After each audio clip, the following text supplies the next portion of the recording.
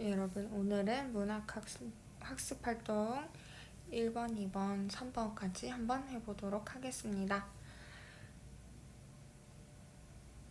자, 1번. 이생규장전을 감상하고 다음 활동을 해보자. 주요 사건을 다음과 같이 정리해보자. 우리 주요 사건은 만남과 이별이라고 했습니다. 만남과 이별이 반복되고 있었죠? 이것이 반복되고 있었다. 네, 그래서 이 이별과 만남이 어떻게 반복되는지를 한번 답을 정리해 볼게요. 첫 번째, 홍건적에 의해서 저희 자료는 흥건적으로 되어 있는데 홍건적이죠? 홍건적에 의해서 최 씨가 죽게 되었다. 그리고 나서는 어떻게 됐죠? 네, 최 씨가 다시 이제 환생해가지고 이생과 만나게 되었어요. 그리고 한동안 또 같이 재미나게 지내면서 다시 최 씨가 명부에 따라서 저승으로 가야겠다라고 했죠. 그리고 이생은 최 씨를 잊지 못하다가 결국에는 죽음을 맞이하게 되는 비극적 결말로 마치게 되었습니다. 두 번째, 이 작품에 나타난 비현실적인 내용이나 상황을 말해보자. 선생님이 굳이 정리하고 넘어가진 않았지만 말로써 최 씨가 이제 귀신이 되어가지고 살아있는 이생과 만나고 수년간 같이 지냈다라는 그런 요소가 말도 안 되는 비현실적인 요소겠죠. 그죠? 한번 확인해 봅시다. 네, 죽은 최 씨가 다시 이생에 나타났다. 그리고 살아있는 이생과 만나서 행복한 시간을 보냈다. 그리고 뭐 흔적도 없이 사라졌다. 이렇게 정리할 수 있겠네요. 자, 두 번째, 사회문화적 배경의 맥락에서 이 작품이 지니는 의미를 생각하며 다음 활동을 해봅시다. 자, 사회문화적 상황이 그때 당시에는 역사적인 배경과 관련돼서, 그리고 남녀 간의 애정과 관련돼서, 당시 여성상과 관련된 가치관에서를 한번 생각해 봅시다. 일단 홍건적이 등장하기도 하고, 그죠? 그리고 뭐 실제로 이 작품이 창작된 것과 관련했으면 김시습이 이제 개유정난에 대해서 수양대군을 비판하고 뭐 이 정도까지도 볼 수 있겠습니다. 일단 교과서적인 측면에서는 작품 안에 등장하는 그 부분, 홍건적이 고려의 수도인 개성을 점령했던 그 상황이 펼쳐지더라. 두 번째, 남녀 간의 애정과 관련해서 그때 당시에는 남녀 간의 자유로운 연애가 흔치 않았는데 최처녀와 이생이 서로 부모님의 허락을 받기 전에 자유 연애를 하던 그런 것과 관련되죠. 그리고 세 번째, 당시 여성상과 관련된 가치관. 당시 여성상은 되게 순종적인 그런 것들을 이렇게 좋아한 것 같기도 했고 당연시 여겼었는데 최 씨와 같이 진취적이고 적극적인 여성들의 모습도 보여주고 있더라.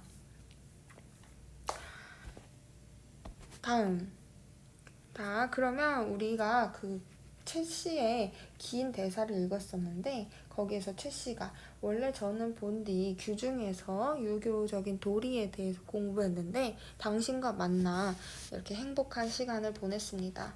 이렇게 말을 해보니 좀 부끄럽군요. 이런 식으로 대화했던 부분이 있었죠.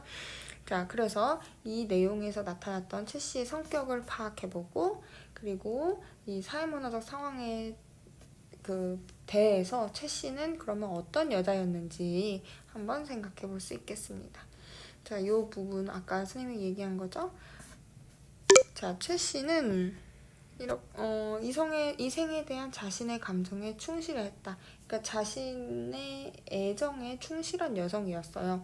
하지만 그때 당시 시대 상황에서는 그런 게 허락되지 않았었기 때문에 최 씨는 굉장히 앞선 인물이었다. 진취적인 여성이었다라는 거.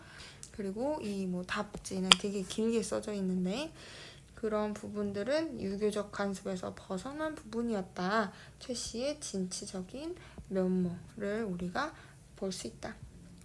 또 이처럼 인물의 능동적인 성격은 그때 당시에 이 주인공의 사랑을 반대하는 이런 봉건적 사고, 그리고 실제 시대적 배경, 홍건적이라는 그런 시대적 배경에 대해서 사랑이 자꾸 장애를 받죠. 하지만 그 어떠한 장애물도 죽음까지도 초월한 사랑을 보여주는 소설을 이라는 것에 의의를 볼 수 있겠네요. 자, 우리가 3번 문제로 넘어가기 전에 이 단원의 목표가 우리 작가적인 맥락, 그리고 사회문화적인 맥락, 상호 텍스트적인 맥락, 이렇게 세 가지를 보는 거였잖아요. 그래서 이 작가와 관련된 맥락은 물론 이제 쉽게 쓰여진 시를 공부하면서 했는데, 이 작품과 관련해서도 김시습에 대한 내용을 조금 더 알고 넘어가면 좋을 것 같아서 영상을 하나 보고 넘어갈게요. 사회문화적 맥락은 일단 우리가 아까 그 작품 속에서 나타냈을 때는 홍건적의 난임이라는 그 고려시대 부분이 그런 시대적인 배경이 있었고, 실제로 이 작품이 쓰여졌던 시대적인 배경을 생각해보자면 계유정난을 생각해 볼 수 있겠네요. 그리고 문학작품과 관련된 상호 텍스트성 맥락, 우리가 지금 이생규 장전을 배웠다면 이따가 학습활동 3번에서는 최척전을 한번 공부를 해볼 거예요. 그래서 이 두 가지 작품이 어떤 공통점과 차이점이 있는지 그런 부분을 배우겠습니다. 일단은 김시습에 대한 동영상을 하나만 같이 볼게요. 선생님이 소리 나는 거를 좀 계속 찾아봤는데 소리가 계속 안 나네요. 그래도 한번 감상해 봅시다.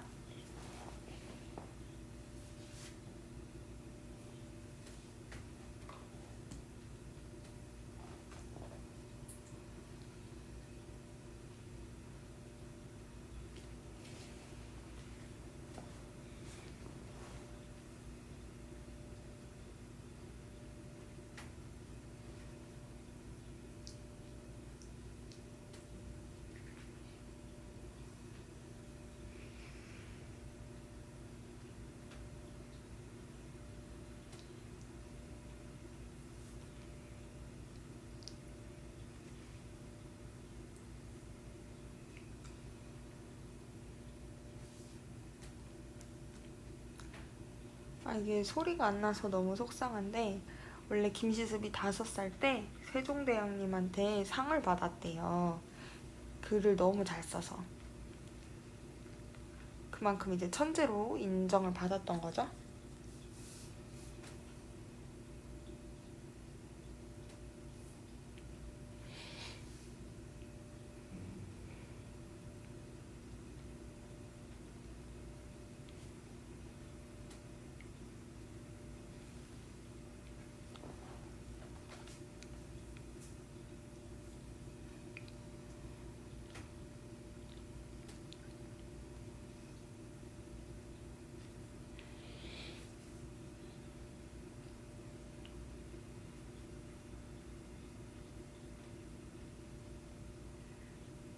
네, 실제로 금오신화에서는 유교와 불교 그리고 도교까지 아우르는 그런 작품 속 그런 사상이 드러나 있습니다.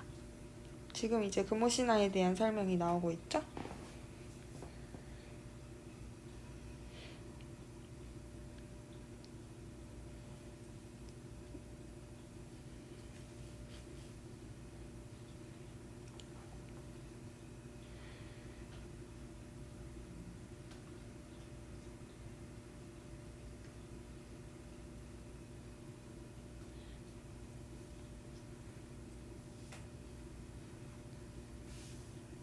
네, 우리가 공부한 이생규 장전에 대해서 설명을 하고 있네요.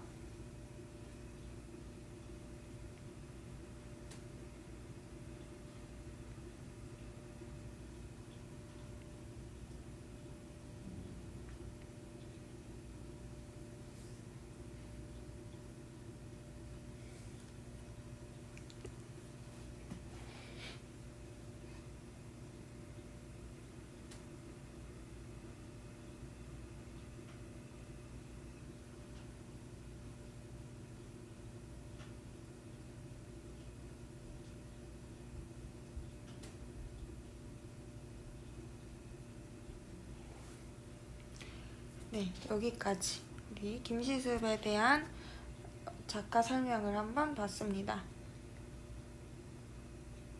정리를 잠깐 해보자면 김시습은 굉장히 어렸을 때부터 천재적인 문장과 기질을 보여서 세종대왕에게도 칭찬을 받는 그런 상을 받는 일도 있었는데, 근데 이제 세종대왕의 손자인 거죠. 단종이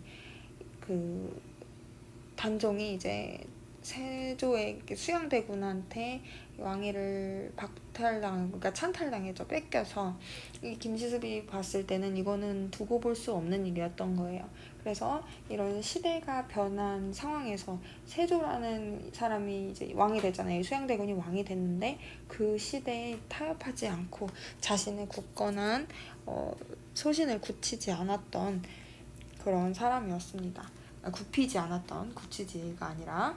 자, 아무튼 이런 식으로 작가에 대한 맥락을 살펴봤고, 이제 사회문화적 배경도 살펴봤고, 이제 다음 3번 문제를 통해서 상호 테스트성을 살펴보도록 하겠습니다.